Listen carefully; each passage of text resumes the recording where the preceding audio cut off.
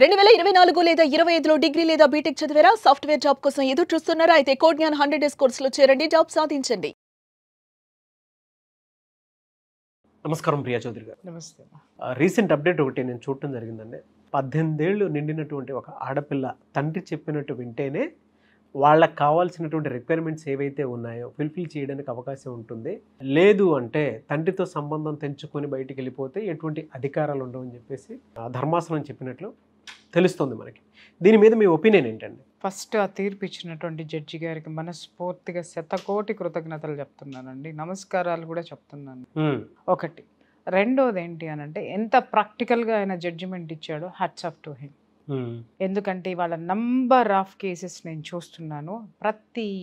చాలా 100కి 90 ఇళ్లల్లో 95 ఇళ్లల్లో జరిగేటటువంటి తతంగాలు ఏంటి అని అంటే, ఈ ఆడపిల్లలు ఎవరైతే ఉన్నారో ఒక 14 ఏళ్ళు రాగానే వాళ్ళ ఇష్టమైనటువంటి జీవితం, తల్లిని ఎదిరించడం, తండ్రిని ఎదిరించడం, ఎదిరించి మాట్లాడడం అనేది ఒక ప్యాషన్ అయిపోయింది. అంటే ఇక్కడ తల్లిదండ్రుల కోరికల్ని బలవంతంగా పిల్లల మీద రుద్ది టార్చర్ పెట్టేటటువంటి పిల్లలు దీనికి మినహాయింపండి. అలా కాకుండా మా ఇష్టం, కన్నారు కదా పెంచండి, కన్నారు కదా ఇవ్వండి అని హక్కులు మాత్రమే మాట్లాడి సాధించుకుని ఎమోషనల్ బ్లాక్మెయిల్ చేసే ఆడపిల్లలు ఉన్నారు చూసారా? ప్రతి ఒక్క ఆడపిల్లకి చెంపపెట్టు ఈ తీర్పు అండి. ఎంతమంది పేరెంట్స్ నలిగిపోతున్నారంటే, వీళ్ళు తల్లిదండ్రుల మాట వినరండి. ఒక వయసుకు వచ్చేసిన తర్వాత 18 ఏళ్ళకే దీనికి ప్రపంచం తెలిసిపోతుంది.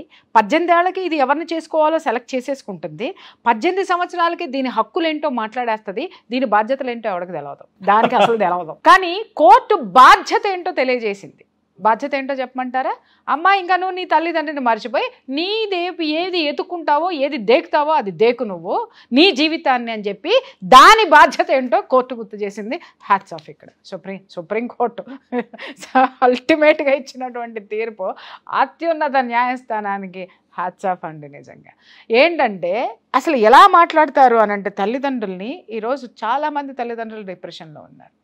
పిల్లల్ని దారిలో ఎలా పెట్టాలో తెలియడం లేదు. ఇంకొక విషయం ఏంటంటే, నాగరాజు గారు, సుప్రీంకోర్టు తీర్పు అయితే ఇచ్చింది, కానీ సుప్రీంకోర్టు తీర్పు ఇచ్చినంత మాత్రాన ఎంతమంది తల్లిదండ్రులు దాన్ని ఫాలో అవుతారు అనేది ఇక్కడ ప్రశ్నార్థకము.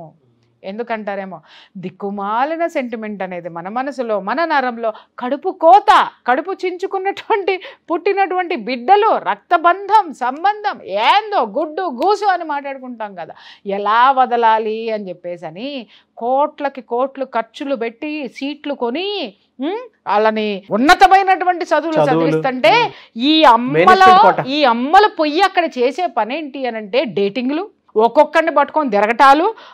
ఇంకొకటి ఏంటి అని అంటే, ఒక పేపర్ పోయినా రెండో పేపర్ పోయినా మళ్ళీ ఆ పేపర్ పాస్ అవడానికి మళ్ళీ ఇక్కడి నుంచి డబ్బులు పంపించాలి. ఇది ఏం పీకుతుందండి? బయటికి పోయి ఏం పీకుతుందండి? చాలామందిని నేను చూపిస్తాను, ఒక్కొక్క దాన్ని చెప్పు తీసుకొని కొట్టాలన్నంత కోపం వస్తుంది నాకు. నా ఇంట్లో కూడా ఆడపిల్ల ఉంది, రోజు మాకు ఇదే ఘర్షణ జరుగుతుంది. నువ్వు కంట్రోల్లో ఉండు. ఎందుకు కంట్రోల్? దానికి అర్థం కాని విషయం. నీకెక్కడో కేసులు చూసొచ్చి నాన్నెత్తి మీద ఎందుకు మాట్లాడుతావు, నన్ను ఎందుకు మాట్లాడుతూ ఉంటుంది మా అమ్మాయి. కేసులు కాదు, ప్రపంచం ఇట్లా ఉంది, నా జాగ్రత్తలో నేను ఉండాల్సిన అవసరం. ఇంట్లో నేను క్లియర్గా చెప్తా, నాకు విలువ ఉంటేనే, నా మాటకి విలువ ఉంటేనే నువ్వు జీవితాన్ని నీకు అద్భుతంగా నువ్వు సాధించుకునేటటువంటి శక్తియుక్తులు నువ్వు కలిగి ఉంటే, పెద్దల పట్ల గౌరవం ఉంటే, తల్లిదండ్రుల పట్ల ప్రేమ గౌరవం రెండు ఉంటే, సమాజం పట్ల బాధ్యత ఉంటేనే నా రూపాయి నేను ఇక్కడ ఖర్చు పెడతా. ఇది స్పష్టంగా నేను మా ఇంట్లో చెప్పే మాట. కాదేమో మా అమ్మాయిని పిలిచి కూర్చోబెట్టి ఇంటర్వ్యూ చేయండి, నేను చెప్పుద్ది. ఖచ్చితంగా చెప్తా. నాకు విలువ లేకపోతే ఒక్క నిమిషం కూడా నేను ఆ ఇంట్లో ఉన్నానని చెప్పేస్తా. ఏం అవసరం ఉంది నాగరాజు గారు చెప్పండి? నిజమే, మనకి బాధ్యత ఉంది కాబట్టి మనం వాళ్ళని భరిస్తున్నప్పుడు వాళ్ళకి కూడా తల్లిదండ్రుల పట్ల బాధ్యత ఉండాలి కదా. ఆ బాధ్యతని మనం గుర్తు చేయాలి అనంటే, వాళ్ళు ఎక్కడ పక్కదోవ పడుతున్నారనన్నా, లేకపోతే వాళ్ళకి అసలు బాధ్యత లేకుండా పెరుగుతున్నారు అంటే, ఆ బాధ్యతల్ని అదే రూపంలో మనం గుర్తు చేయాల్సినటువంటి ఆ బాధ్యత పెద్దవాళ్ళకి, తల్లిదండ్రుల మీద ఉంది. వీళ్ళు ఏంటంటే దిక్కుమాలిన సెంటిమెంట్లు పెట్టేసుకొని విపరీతమైనటువంటి ఏమనాలి, పిచ్చి ప్రేమలు. అదే అక్కడికే వస్తుంది. డిమాండ్స్ ఉంటాయండి. ఇలా బయట వాళ్ళని ఎవరినో లవ్ చేసుకుని తీసుకుని వస్తారు. ఎస్, నువ్వు అక్క వాళ్ళకి ఇది ఇచ్చావు, అన్న వాళ్ళకి ఇది చేసావు, నాకు ఇది చేయాల్సిందే, చెయ్యాలి అంతే. అంతే. ఇంకొకటి ఈ పెద్ద మనుషులు ఏం మాట్లాడతారనంటే ఈ మన రాజ్యాంగంలో ఇచ్చిన హక్కులు మాత్రమే మాట్లాడతారు సార్. 18 ఏళ్ళు రాగానే మా ఇష్టం ఎవరినైనా పెళ్లి చేసుకోవచ్చు. కానీ ఇప్పుడు కాస్త కొంచెం దయదలిచి మన రాజ్యాంగం మార్పులు చేర్పులు చేసి 22 ఏళ్ళు వస్తే తప్పితే మీకు పెళ్లి చేసుకుంటానికి లేదే. ఎందుకంటే 14 ఏళ్ళకి బయటికి పోతున్నారు పిల్లలు కానేస్తున్నారు, 18 ఏళ్ళకి బయటికి పోతున్నారు పిల్లలు అంటున్నారు. మళ్ళీ 19 ఏళ్ళు నిండగానే 2 పిల్లలను, ఒక పిల్లన 20 ఏళ్ళు రాగానే 2 పిల్లలు సక్కరేసుకుని మళ్ళీ ఇదే పుట్టింటికి తగలాడుతున్నారు కదా. మళ్ళీ అప్పటి నుంచి వీళ్ళకి చూడటం కాక మళ్ళీ వీళ్ళ పిల్లల బాధ్యతలను తినేసుకుని ఆడెక్కడ ఉంటాడో ఎవడో దిక్కుమాలని నా కొడుకులు ఎక్కి వస్తారు, వాళ్ళు 4 రోజులు గడుపుకుంటారు, పోతారు. లేదా దీనికే వాడంటే నచ్చదు. ఒకటి నాగరాజు గారు, ఇక్కడ ఇవాళ పిల్లల్లో ఏమైపోయింది అని అంటే పెళ్ళి ఎందుకు చేసుకోవాలనంటే it is licensed for sex.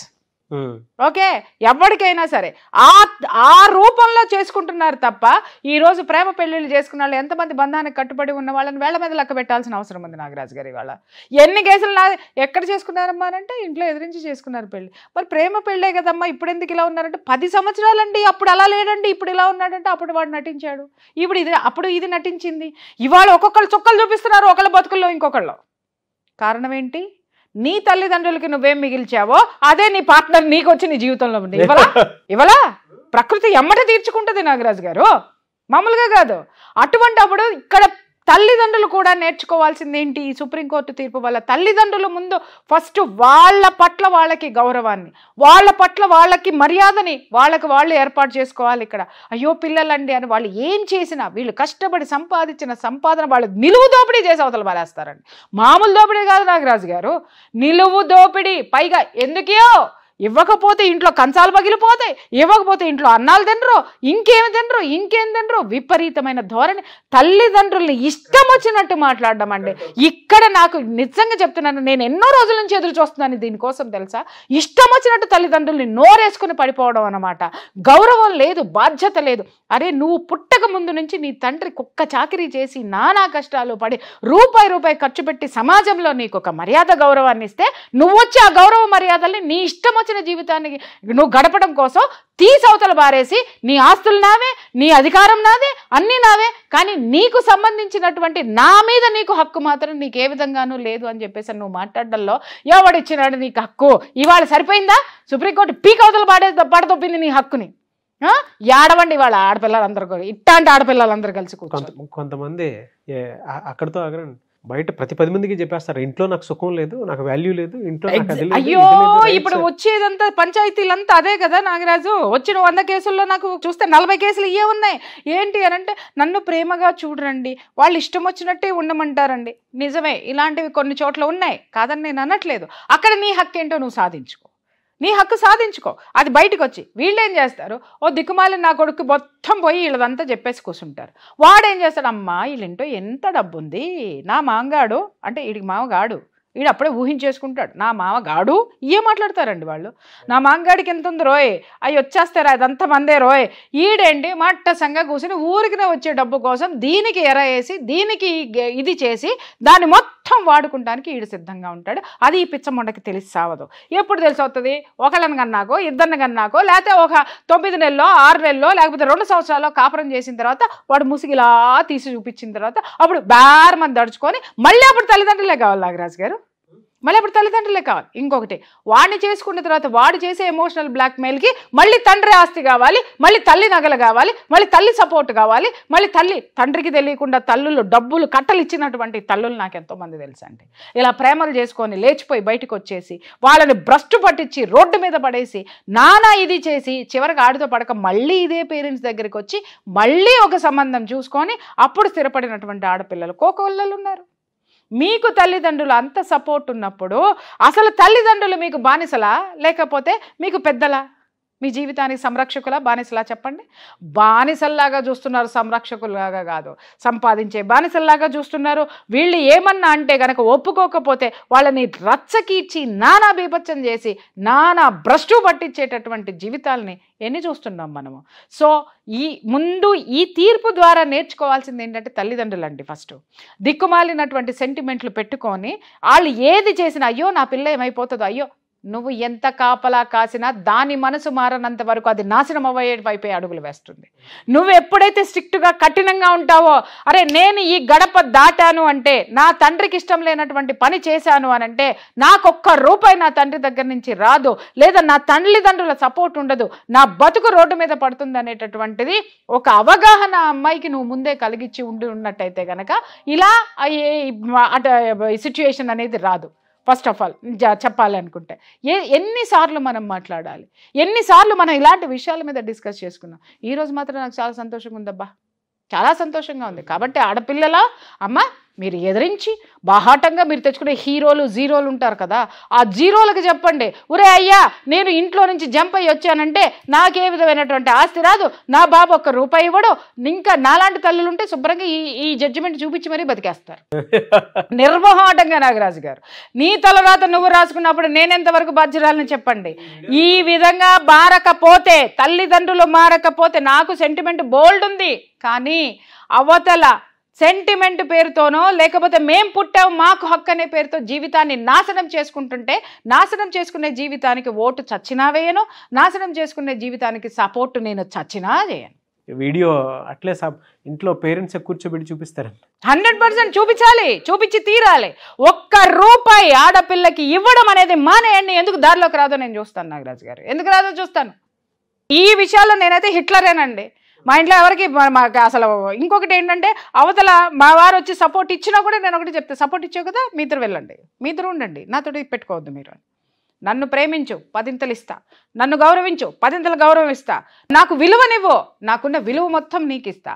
అంతేగాని నీకు హక్కులు మాత్రమే నీకున్నాయి అనంటే, నాకు లేవా, నీకు రాజ్యాంగం ఇచ్చింది నాకు ఇయ్యలేదా, అలాగే నీకు సెంటిమెంట్ లేవో లేకుండా పోతే నాకు మాత్రం ఉన్నాయి ఎక్కడ, క్వింటాల్ నేను అన్న మోసుకుంటా కూర్చున్నానా నేను, నువ్వేంటో నేను అదే. ఎందుకంటే నేను కన్నది నిన్ను కన్నది నేనే కాబట్టి, ఈ పేగు నుంచి తెగొచ్చింది కాబట్టి నువ్వు ఎలా ఉంటావో నా ప్రతిరూపం నువ్వు, అది మర్చిపోవద్దు. లేడీ హిట్లర్ కింద కామెంట్ బాక్స్లో పెట్టేస్తారండి. సమస్య లేదు ఓపెన్గా చెప్పానో లేదో అడగండి. నువ్వు నాతో ఎలా ఉంటావో నేను నీతో అలా ఉంటా, దట్స్ ఇట్. ఇందాక సెంటిమెంట్ అని ఒక మాట అన్నారు కదా, అటువంటి పేరెంట్స్ చాలామంది ఉన్నారు. పిల్లలు మార్చుకునే పద్ధతిలో అనుకోండి, లేదంటే వైఫ్స్ని మార్చుకోవాలనుకునే పద్ధతిలో కానివ్వండి, చాలామంది ఉన్నారు కాబట్టి అడుగుతున్నాను. అటువంటి వాళ్ళకి క్లాస్ మీరు 3 days ఒకటి పెడుతున్నారని తెలుసు. ఎగ్జాక్ట్లీ.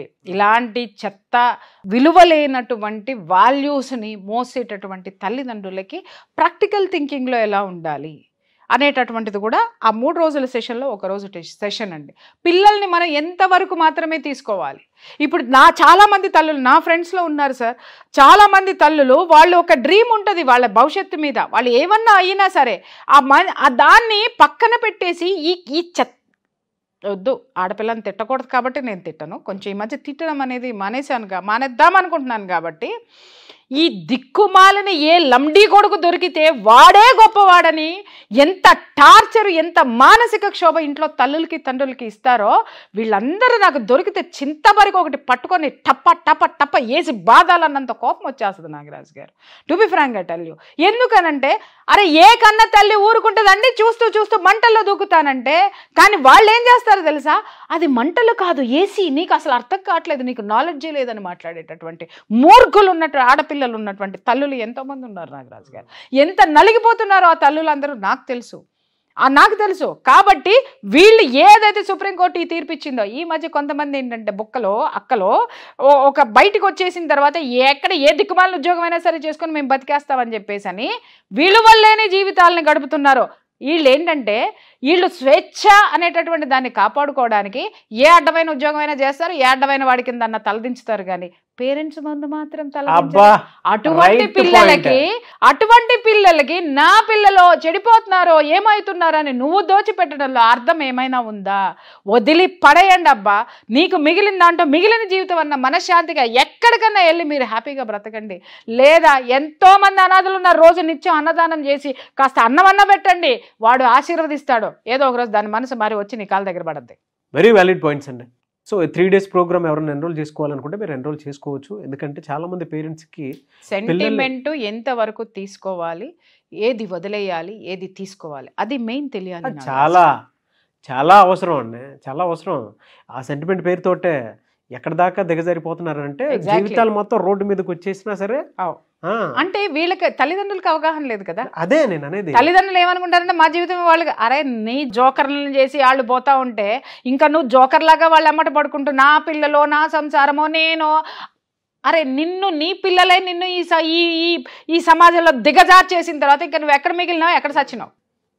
అదేదో నీ విలువ నువ్వు నిలబెట్టుకొని ఉంటే నీ కాళ్ళ దగ్గరికి ఏదో ఒక రోజు వస్తారు కదా. అంతే 3 days సెషన్ కావాలి అనుకుంటే మీరు ఎన్రోల్ చేసుకోవాలనుకుంటే స్క్రీన్ మీద కనిపిస్తున్న నెంబర్ మీరు call or message or WhatsApp or Insta పెట్టి ఎన్రోల్ చేసుకోవచ్చు. లేదంటే మిస్టర్ నాగ్ అఫీషియల్ 1 నా ఇన్స్టాగ్రామ్ ఐడి ఉంది, దానికి మీరు పర్సనల్ మెసేజ్ పెట్టినా నేను ప్రియా గారి టీంకి ఫార్వర్డ్ చేస్తాను. ఆ విధంగా సార్ మీరు అప్రోచ్ అవ్వచ్చు. థ్యాంక్ యూ అండి. Thank you so much Priya Chaudhary garu. Thank you.